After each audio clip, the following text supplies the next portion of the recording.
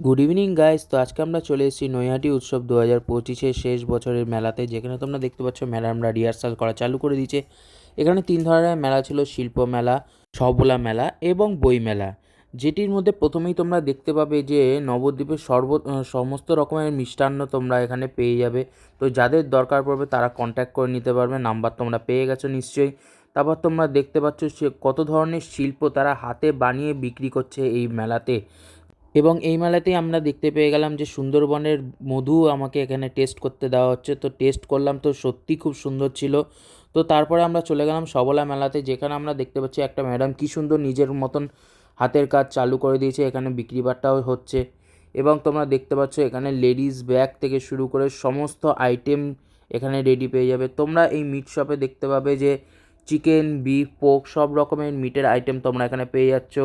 এবং এখানে ladies item, gents item সমস্ত কিছু একদম অ্যাভেলেবেল আছে আর খুব রিজনেবল প্রাইসে আছে। এরপরেই আমরা চলে গেলাম বই মেলাতে, যেখানে বিভিন্ন ধরনের বই ছিল। বাচ্চাদের বই থেকে শুরু করে গল্পের বই, বড়দের বিভিন্ন বই, অনেক রকম বুকস যেগুলো বড় বড় রাইটাররা লিখেছেন, লাইক শেক্সপিয়ার।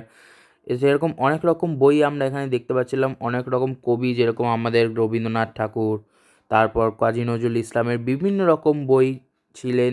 তারপর অনেকের অটোবায়োগ্রাফি ছিলেন, যেরকম বঙ্কিমচন্দ্র চট্টোপাধ্যায়।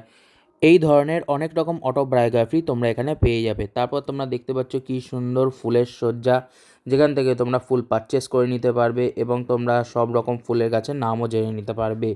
আমরা ফুল শেষ করে আমরা চলে গেলাম সাংস্কৃতিক মঞ্চে, যেখানে তোমাদের আমি দেখিয়েছিলাম ভিডিওর প্রথমেই যে ম্যাডামরা কী সুন্দর পারফরমেন্স করছিলেন। সেই পারফরমেন্সটাই আমরা এখন লাইভ দেখে নিলাম এই মঞ্চে।